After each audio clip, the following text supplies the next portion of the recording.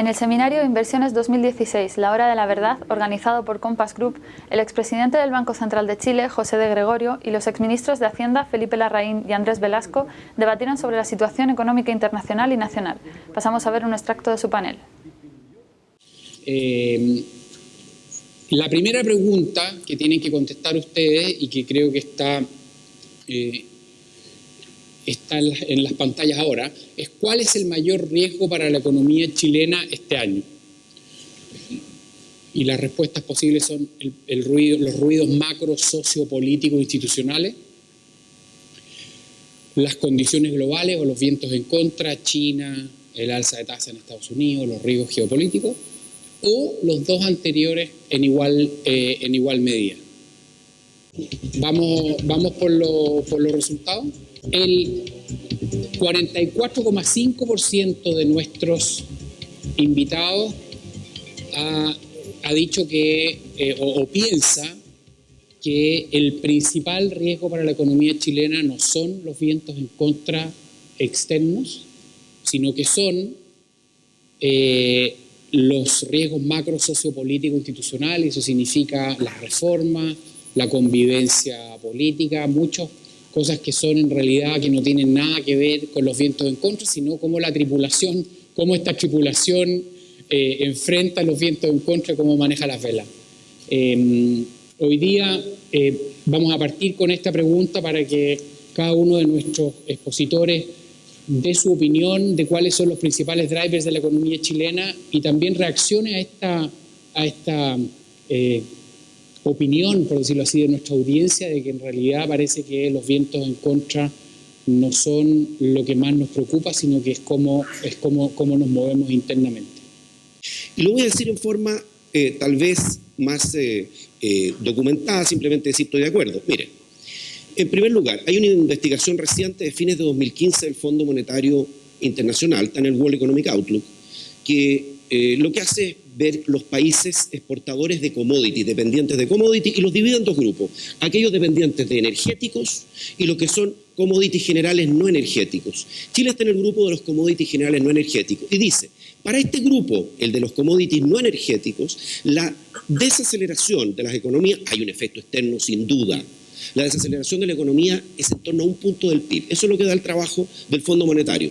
Para los que tienen petróleo y son exportadores de petróleo, la desaceleración económica son 2,25 puntos del PIB atribuibles a factores externos. Si uno lo aplica esto a la desaceleración, al frenazo más bien de la economía chilena, se da cuenta de que si en Chile hemos tenido más de 3 puntos de caída del crecimiento entre el periodo 2010-2013 y el periodo actual, hay un punto que lo podemos atribuir a factores externos, hay más de 2 puntos, un poco más de 2, que son factores internos. El grueso de los problemas los hemos hecho aquí dentro de Chile.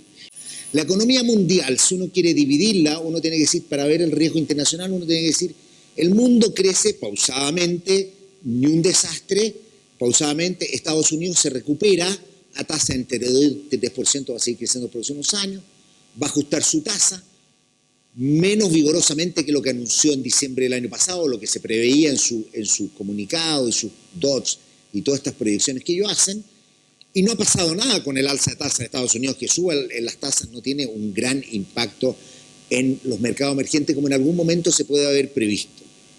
China es, yo creo, el corazón de los problemas que podríamos eventualmente tener, porque China pasó de esta economía de ser industria, inversión, exportaciones y a una economía mucho más basada en servicios, consumo. Pasó de crecer de tasas de 10% a tasas en torno a 6%. Pero la industria, que llegó a crecer a tasas cercanas al 20% en la salida de la crisis, hoy día está creciendo como al 5%. O sea, es mucho más fuerte el cambio en composición del crecimiento de China, que nos repercute mucho más. China es clave para entender el poco crecimiento del comercio mundial. Antes de la crisis, el comercio mundial crecía aproximadamente el doble de lo que crecía la economía mundial.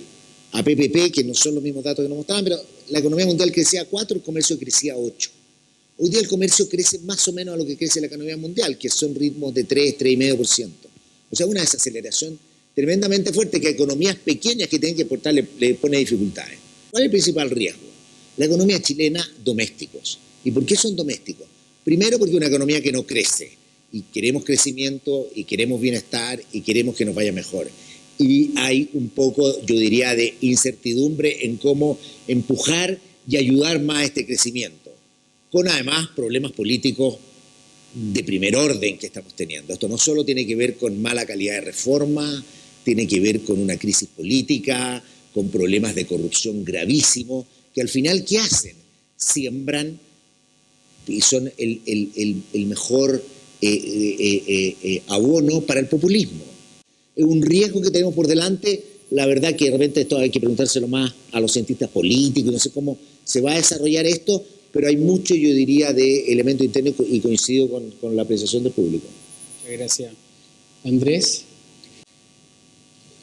¿Por qué Chile crece menos? A ver, partamos de lo obvio, tenemos un problema de crecimiento. Pero yo creo que la verdad que nuestro debate sobre el problema de crecimiento ha sido un debate chato, un debate malo y un debate que más bien ha pretendido sacar ventajas políticas chicas. ¿Por qué? Seamos francos. Creo que no hay ningún economista que pueda decir seriamente que la división entre los factores externos e internos es de tal número, da el primer decimal y el segundo decimal. Por una razón muy sencilla, porque en economía y en estadísticas a uno le enseñan que necesita muchas observaciones para hacer inferencia. Aquí tenemos dos observaciones, el crecimiento del año 14 y el crecimiento del año 15. Por lo tanto, no seré yo quien les dé un número con dos decimales y diga tal porcentaje es interno, tal porcentaje es externo. Usemos el sentido común. Hay algo de las dos cosas.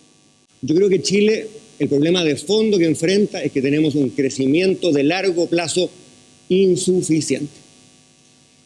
Y la tasa de crecimiento de largo plazo, la que computan los expertos, que Hacienda cita todos los años en el mes de agosto, la verdad es que con altibajos la tendencia viene bajando desde hace más de una década. Creo que ese problema es el problema de fondo, porque no hemos puesto los problemas fundamentales del crecimiento en el centro del debate político. Y en ese sentido, a mi entender, el problema de Chile es político. Las razones de la fuerte desaceleración económica de Chile, lo cual es innegable, desde 4,3% en 2013 a 1 y tanto este año, y hay gente que piensa que vamos a estar de nuevo cerca del 1 este año 2016, serían cíclicas domésticas, estructurales domésticas, cíclicas internacionales o estructurales internacionales. Está un poco difícil esta pregunta, pero va a ser interesante cómo... Mi apuesta era que esta respuesta iba a ser un cuarto, pero vamos a ver qué es lo que resulta. El invitado va a haber leído a la audiencia mejor que otros.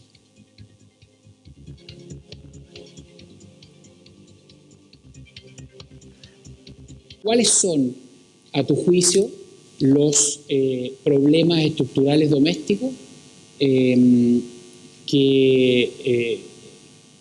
nos han identificado nuestra audiencia como los más relevantes?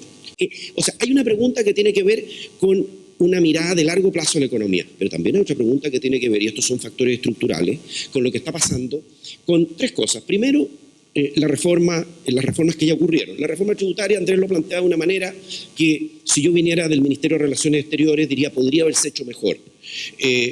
Claro, pero como no vengo del Ministerio de Relaciones Exteriores, ni soy diplomático, voy a decir lo que pienso. Yo pienso que la reforma tributaria fue una pésima reforma en su concreción, a tal punto que al año hemos tenido que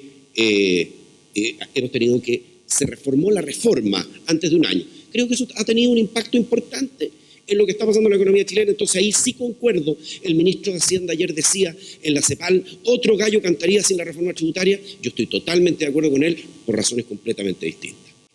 Tenemos una reforma laboral de incierto pronóstico respecto de qué va a ocurrir, donde lo más probable es que contemple un deterioro importante de la posibilidad de crear empleo y de competir de las empresas chilenas, que va a ser un golpe muy importante para las pymes.